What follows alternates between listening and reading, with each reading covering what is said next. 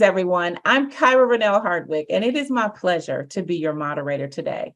I am the managing consultant and master strategist for the Kyra Company, an organizational development and management consulting firm.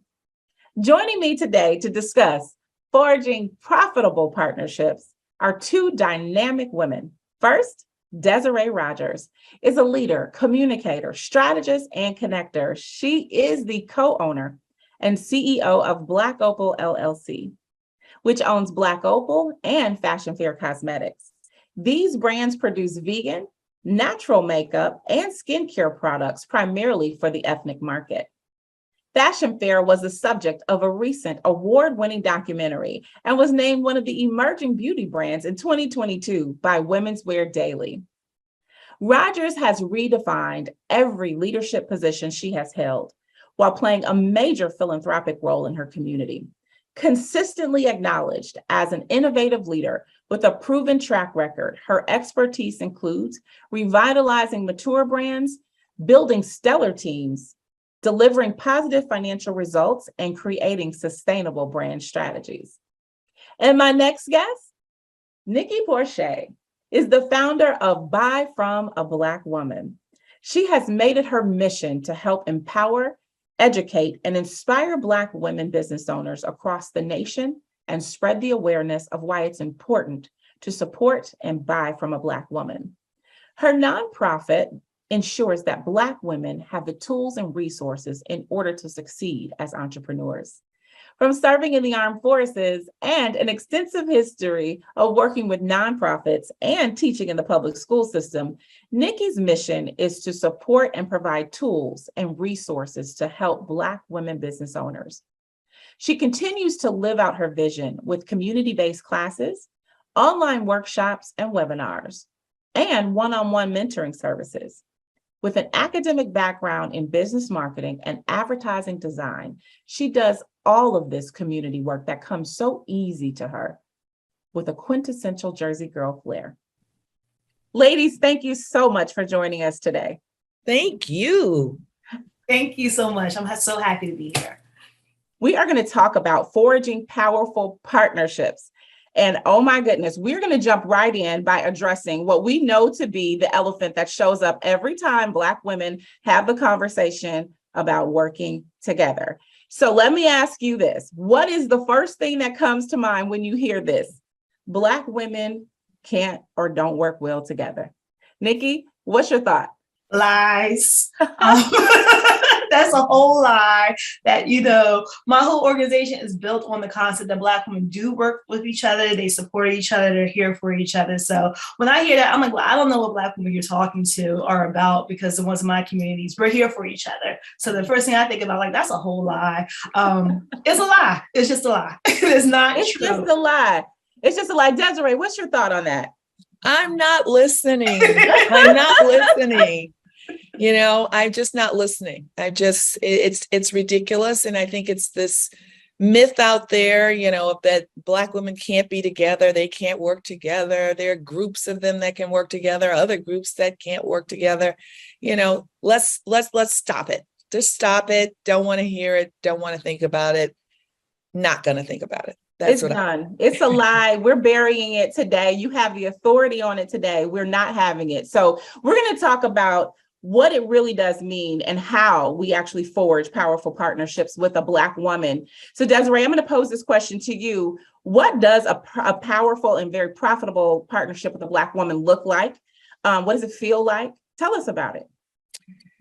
I think that the first thing I would say is I'm so delighted to be able to talk with you guys today. So I'm excited for the conversation and the back and forth and the sisterhood. I'm really looking forward to it. Everyone is, really kind of maybe focused on money, that if you're not making the money, then you're not, contributing. And obviously we all want to be successful. We all want to do well. But I think it's really more than that. There's an opportunity, at least in the business I'm in, which is beauty, to, I believe, open and really close the door on some of this wealth gap. Mm-hmm. And it's simply by making certain that as we think about our purchases, whether it be in beauty or something else, why not support people that look like us? And so I know Nikki has done a lot of work in making certain that we have access and we know where those people are.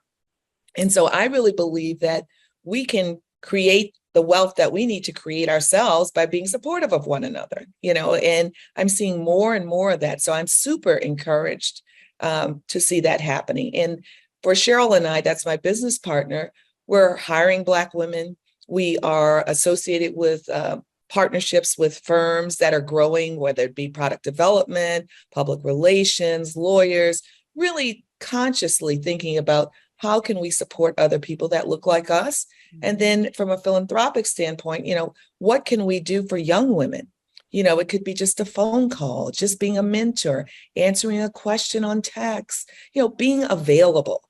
And so for us, success looks like being available, doing great products that people are happy with and cheered on by, and being supportive of the team that's around us, and really creating a new space that was already there, but a new space saluting and inspiring women to be glamorous, fabulous, love their beauty, in all the shapes and sizes and colors that it comes in. And so part of the piece for me is really starting from a place of self-love and giving that as much as I can to everyone around me.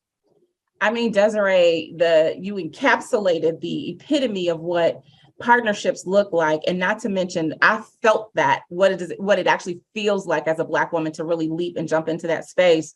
And I'm going to ask this question, and Nikki, if you could expand on that. Desiree really gave us the landscape of what partnerships do look like, and specifically dynamically with Black women.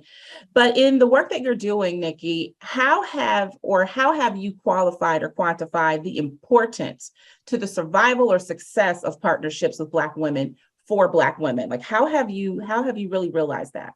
Yeah, so my three measurements have been growth, impact, and community, right? We know as entrepreneurs, it's a very lonely space. So having a community of other Black women who are doing things that you're doing, who understand what you're trying to do or have done, and having that one-on-one peer is very valuable. It helps you be more successful. It helps you have the courage to go out and get more partnerships, but also it enlightens you and empowers you in a way that, you just can't understand, especially as Black women. We see the stats, we know the numbers, we're last in everything. But if you have another Black woman there that you're working hand in hand with, like the more you work together, the more you can do together. The impact that we have been able to do here with Buy From a Black Woman has been stronger with our partnerships. When I first started, it was just me, right? And anybody who has truly bootstrapped, and I don't mean like I got money from my uncle, I mean just bootstrap, Yes. From an entrepreneur, you don't know what you're doing. So being able to partner with people who have done things before you is how you grow, because I have to go and seek other people, being mindful that I have a community of people who have done this before me. So don't be afraid to work with other Black women or even other corporations who can help you with that growth, to help you have impact, long-term and short-term. I think so many times we see what is the short-term impact, but we have to think about the long-term as well. And then with your community, growing that. So growth, impact, and community are the three ways that you need to measure if you don't have any type of partnership, making sure how is this going to grow your business, grow your community? How is your community going to be able to help you? And is it really impacting your bottom line, your mission, your vision for what it is that you want to achieve? That's huge. And those are very viable, measurements that we can use. And you're really digging into the idea of what a partnership could look like. And I want to actually open up these two terms. We hear the word collaboration, and then we hear partnership. Desiree, can you break down the difference between the two of those words so we can better understand, number one, how to be smarter around how we use them? And then number two, as Nikki's given us measurements for partnerships, help us understand how to be smart around really qualifying an absolute partnership. So I believe and know that Cheryl and I have a partnership. We have a friendship. We run a business together. We have a contract between us, believe it or not, Yes. Around the business. I mean, there's an informal contract around friendship, I think, and that is, we're both the same values. There's a certain respect that we have for one another. So I think all of us have informal contracts with our friends. Don't go there or go there. We know what can and cannot be done. So I think that's really, that's our partnership. We partner with other firms, whether it be our retailers or whether it be, people in the community, influencers. I mean, those are all what I would consider partnerships. I don't know that there's that much of a difference. I'm struggling a little bit with the partnership versus collaboration. And to be honest, I'm not certain that there's not that much value in separating what is one and what's another. So, I mean, a collaboration, I would say, we collaborate with Walmart to do X, Y, and Z. But again, you can think like collaboration is like not as it's a one-time type of thing. We're collaborating with them on this project, whereas, maybe a partnership is more long lasting, but that doesn't have to be the case. Not really, and so I think that whether it's a partnership or a collaboration, you go in both anticipating or expecting as much as you can and set the guidepost for what is it you're partnering on? What are you collaborating on? Because so often, you get confused. Well, I thought I was doing this. She thought she was doing, and then you wasting time on nonsense. And so I would say that, you need guideposts, whether it is a collaboration or a partnership, to in fact do what Nikki said is, get to that bottom line, make certain that, everyone is playing the role that they should be playing. Because sometimes, you feel like, well, I thought I was doing this. Well, I thought, where do I fit in? We all want to fit in somewhere. I think that's the magic to both. Knowing, where we fit. My brother would say, what are you bringing to the table? Right. Where do you fit at the table? Yeah. And so I think that that's where you have the best partnerships and collaborations, where people fully understand what they're bringing to the table and can focus on, the good things that they bring to the table. And then you take all that table and you've got a wonderful partnership or collaboration. So I use them interchangeably. I'll just interject. It's important that you don't have to partner with everybody. There you go. I was going there. Yes. Just because they come to you saying they want to work with you, they want to partner with you, they want to collaborate with you. If it's not really helping you in your business and your mission, your vision, and what you see for you, it's okay to say no. And I think as early on entrepreneurs, they think they have to say yes because they haven't had it before, or they don't want to miss out on an opportunity. But you can say no. It's okay to say no. You don't have to partner with everybody. Everybody's not a good partner. And they just have to be real about that. So sorry, but I just want to you are absolutely right. I mean, so many times we doubt ourselves. We doubt what we already know. Yeah. And sometimes when these things don't go well, you knew it was probably not going to go well, but somehow you got maneuvered or pushed, or someone convinced you, or you convinced yourself that you should do something. And so that's why I say have those guidelines at the front end of the process. What is this about? What are we trying to accomplish? What's the goal? All of those good things. What's the budget? What does success look like? Often starting there, what does success look like? And be flexible. Sometimes you have to be flexible. You may have something in your head. You think it should work this way. Well, you know what? Be flexible. It was in your head. It's not quite coming out that way. It's okay. You can change things. Change is, I love change. Yeah. Change is a fabulous thing. It inspires me. I don't want to do the same thing over and over again. I don't want to read the same book, see the same movie, see the same person. I'm curious. I want to learn more. I want to see more. And sometimes I stumble. It's okay. As long as I can get back up, it's okay. But I think, Desiree, you hit it, first of all, the variety in partnerships bring that, right? The variety in your day, the variety in your business. Mm-hmm. And we're all business women. So we understand that business opportunities come with contracts. And I think you said something that a lot of people are afraid to even invite into conversations with friends or with colleagues they have personal relationships with. You should have expectations established up front and establish those contracts ahead of time so that you all are very clear, because what changes when money comes is everything. Everything. Everything. It's not just money. It's also, what people perceive as power. Yes. The one thing I really have learned over time is, that green monster is real, and that green monster is jealousy. Yes. Why do you have that and I don't have that? And so you've got to manage that constantly. There's room for all of us. Yes. There's plenty of room. There's plenty of chairs around the table. Nobody's going to be left out. But, part of the game is not getting distracted by silliness, by things that, mess up the table.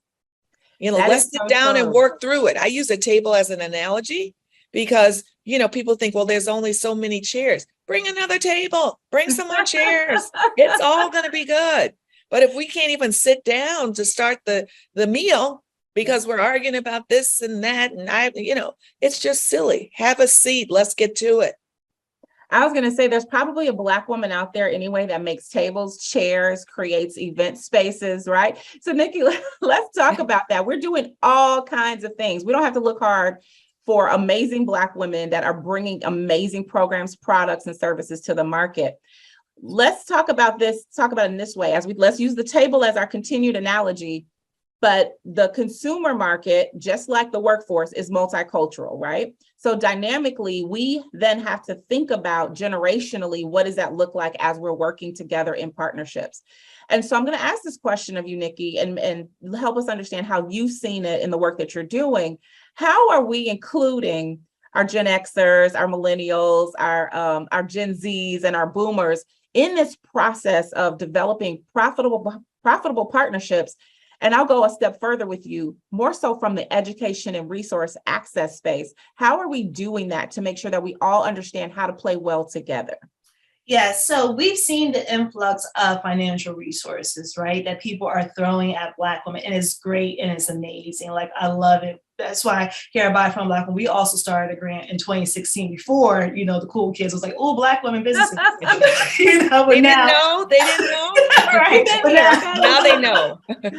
Right. So I love it. But, we can't just keep throwing money without proper educational resources as well. They go hand in hand. So making sure that they are being educated. And there's some people who start businesses or start in the field and they're just not ready for it, or it's just not what they thought they were. And we have to be okay saying, as thought leaders, as leaders in this thing, like, okay, this might not be what it is for you or what you thought it was. So this is the work that's entailed in having those tough conversations at these tables, letting them know, like, to be a business owner, to have a real partnership, a real collaboration, it's going to take work. It's going to take time. It's going to take education, and like being upfront and honest, like Desiree mentioned, when you're partnering with people, letting them know, this is my expectations of you. This is the work I'm going to do. So let's come together and do that. When it comes to different generations, I don't say it's Gen X or Gen Z or millennials or all that stuff. A worker is a worker no matter how old you are. If you are ready to do the work, if you're ready to get in there, I don't care if you're 25, 52. If you're ready to do the work and you're going to do the work, it doesn't matter your age, and you're going to find a way. Especially Black women, we know how to find a way. We are one of the most resourceful group on this planet. That's why people try to mimic us. That's why people try to come to us to get ideas and copy from us. We know how to find the resources. So if a Black woman wants to do something, she's going to do it. And she needs that encouragement and that community to keep doing it. But she also needs the education. She definitely needs some money to keep doing it.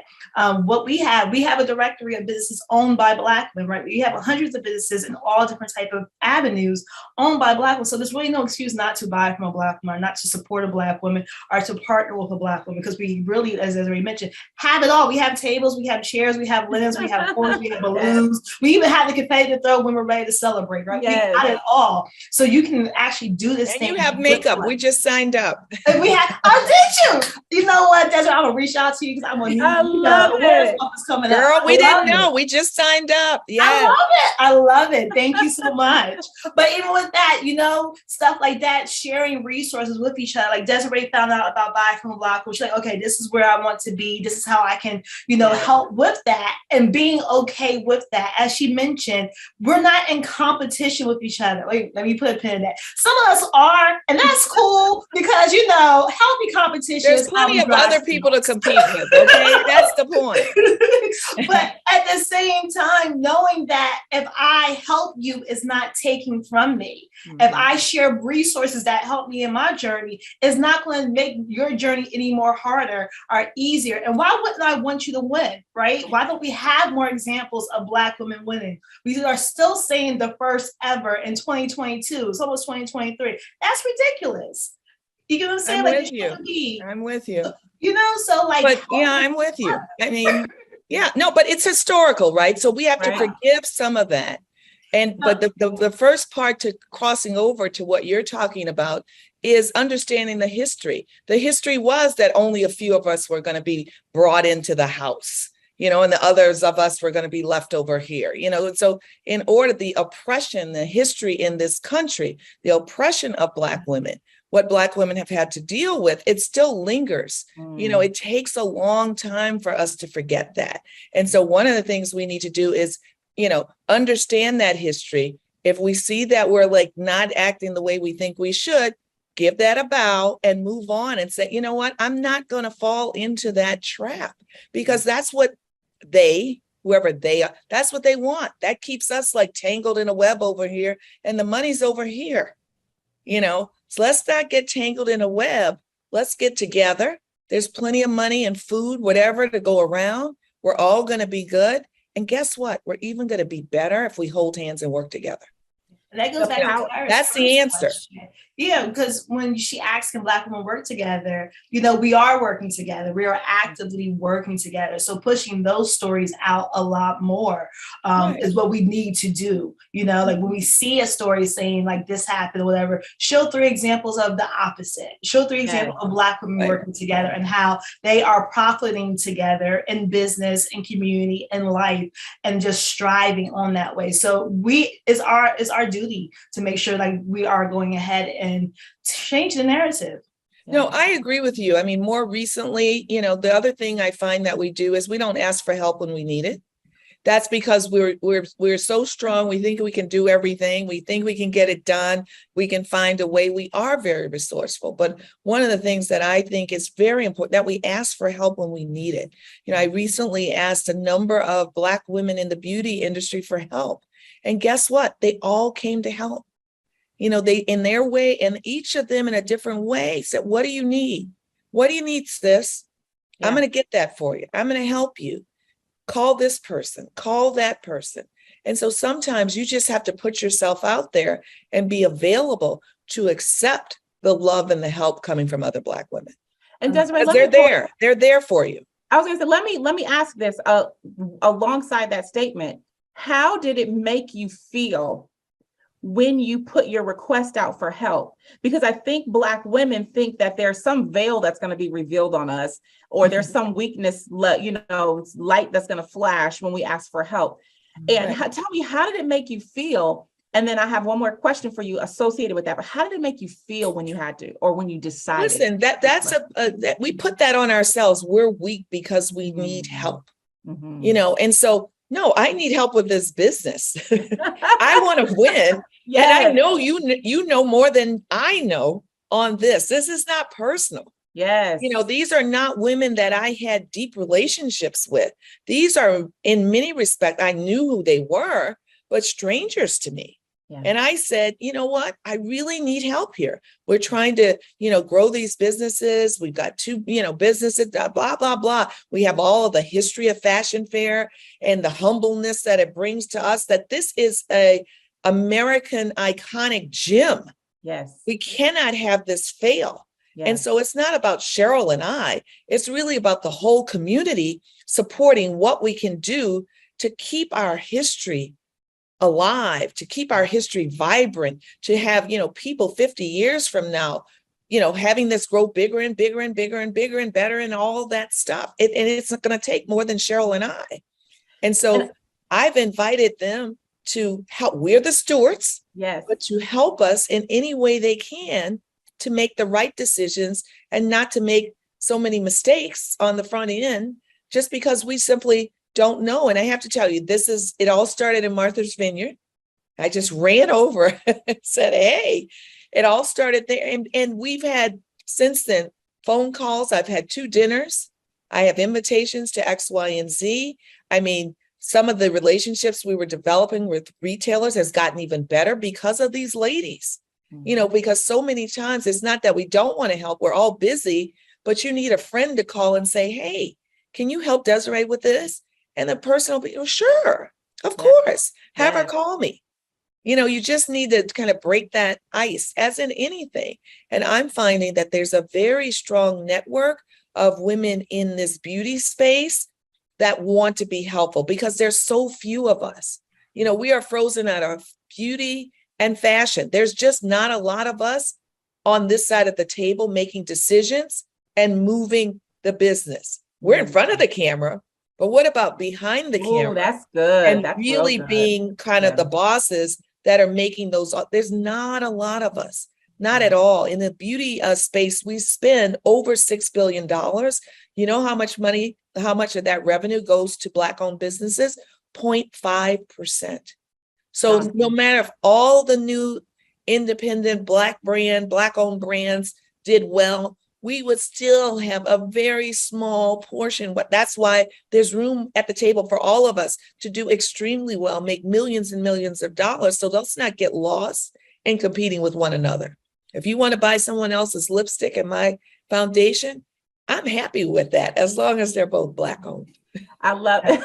As we say, everything Black-owned. Okay. I'm good with that. Let me see what's in your purse. I do go up to people and say, let me see what's in your purse. I can guess one thing because I can tell about that non-matching foundation you have on.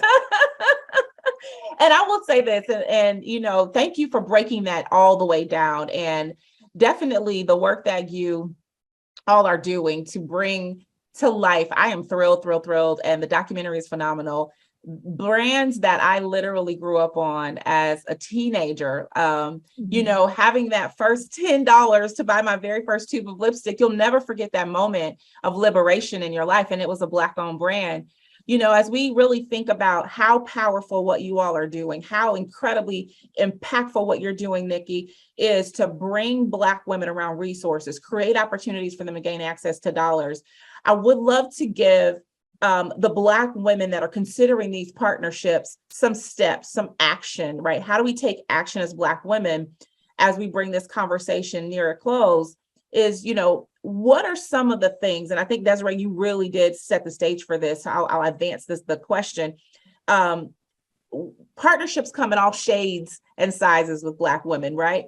And so what are some of the things that we can do to really encourage Black women to be open to the partnerships, whether it's being co-founders, architects of movements, joint ventures? What can we do as catalysts for partnerships and collaborations? And maybe there's a tool out there or something, but what's one good action step a Black woman can do if they really want to put their toe in the water and figure out how much further they're going to go and how much more successful they're going to go once they enter into a partnership with a Black woman? So Nikki, I'll toss it to you first and invite Desiree following your comment. Making sure that they know exactly what they want from the partnership. So often we want this big name attached to us and we go into the meeting and we're not prepared. So think about the partnership before you even have the partnership. So when the opportunity does approach you, you're ready. You know what you want. You know what you can say yes to, what you can say no to, so you're not being talked into anything. When you are thinking about your business or having these partnerships or even collaboration, whether it be with a big company or with a sister friend from across the table, what is it that you're trying to get? What is your end goal? And what does success look like to both of you, right? Nobody's joining a partner just to help you. The partner wants something as well. So what does success look like for both of you? If this is going to be a successful partnership, what does that look like? Having that plan and just using backwards generation, like generating backwards rather. Like, okay, it's successful because of X. Now to get to X, I have to do blah, blah, blah, blah, blah. And having all those steps in place so that nobody can tell you no. That's good. That's good. Yes. Desiree, your thoughts? No, listen, I agree with all of that. I would say, write that plan down that Nikki is talking. Write it down. Don't just go in there. Oh, I got it. I know what I'm doing. Write it down. Rehearse it. Feel it. Have it in your bones. Be determined about it. Don't let anyone turn you around, is what they would say. It's like you have to believe in it, believe in yourself, and believe that, you can get this done. And so I think about myself. I left Johnson Publishing and I decided I wanted to buy a beauty company. I just decided that. And I worked on that. I had no I started looking at companies, thinking about, and there were some hard days and months, because I was like, I didn't really know what I was doing.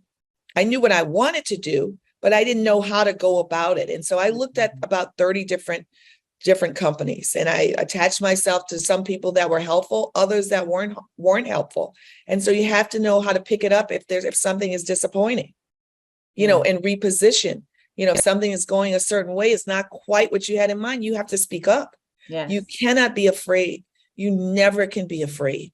You just have to push forward. And so for me, when it did happen after 3 years of pursuit, I turned and I said to Cheryl, well, now we got to find the money, so realize it is endless. Yes. It's not like you get one thing done and you're done. As my mother says, as long as you're living, there's going to be another thing to do, honey. Yes. When there's nothing left to do, it's all over. So don't complain about that. And so it is endless. It is a process. Think of it as a journey, as a process. Have fun with it. Everything doesn't have to be so cold and difficult. Celebrate those wins. Yeah. Whenever I feel like, oh, this day was terrible, I don't know if I can go on or whatever, this happened, that. The next day I wake up and I've got a great email about something exciting, and that's just what life is, right? That's just how it works. You're not going to have all great days. You're not going to have all bad days. And so as you think about partnerships, as Nikki also said, make those partnerships that are going to be joyful to you. You're going to get what you want to get done, but you're going to have some joy in getting that done and working with that partner. And beware of you don't have to be in every partnership. You can say no, it's okay. And I guess the other big thing for me is reach back, help somebody, make a decision today that you're going to help at least 3 Black women. Yeah. And just to piggyback on Desiree real quick, when she talked about like some of the things, like failures are okay, right? Having examples of what you don't want in your life is totally okay. Have a failure resume. We talked about this in the community, like we had these resumes of our accolades and accomplishments and things. Make a resume of all your failures. Make of all the things that went wrong so you can be better prepared next time. Is a great thing. My failure resume is on my pin board right here. I can see everything that I messed up. So I know not to mess up again with that. And this comes from not knowing certain things or not having the resources or being scared to reach out. And this is how you learn. And it's okay to fail. It's okay to have mistakes because that's how you're going to learn. And you're going to fail. Just know it's going to happen. I don't have mine up on my board. Mine is in a trunk underneath my bed. I don't need to see that every day. Mine's in a little trunk under my bed. I'm like, that stuff, we got to put that away. We're not doing that again. We need to be more excited about the failures because if we're telling what we failed at, that means we've overcame it. We were able to accomplish it and we learned it. And I think a lot of the smoke and mirrors when it comes to entrepreneurship, a lot of people are not sharing how they failed. So people are just sharing all the good things and people are like, oh my goodness, she's so great. She did. No, sis, I did. And let me tell you, I got some nasty emails. I was a mess earlier. You should have seen me. You should have seen me 15 minutes before this call. I was a mess. Just get things. Social media wasn't allowed when I was in high school, right? Because y'all like, ain't no way. But what I'm saying is it's okay to have those things. It's also okay to have examples of who you want to be or work with, but also keep in front of mind examples of who you don't want to be and who you don't want to work with. So when those people come to you or opportunities that look like that come to you, you can remind yourself, no, that's not what I want. Sometimes we say yes to things because we think we're not going to get something else. So make sure you know exactly what you want to say yes to and what you want to say no to. And I will say, ladies, you have masterfully delivered in this conversation concerning forging profitable partnerships. And I'm going to say that if Black women and an MBA school combined and clashed and collided today, this is the class that I never had, right? This is the class. This is why representation matters. This is why our partnerships and the dynamics between our relationships matter, because today I know that we have really broken out the idea and hopefully really dismantled and disrupted the thought track around the fact that Black women do not work well or play well together. Not only do we, but we make money together and we look good doing it. I dare you to find someone else looking better at doing what we do every single day. So Desiree Rogers, Nikki Porcher, I will tell you now, you all have had me on pins and needles over here just listening to you break this down. And I want to thank you so much for such an incredible conversation today. And we want to thank you, everyone that's joined us today, and hope that you really do take Desiree's challenge and identify 3 Black women that you're going to help today. Thank you, guys. Thank you.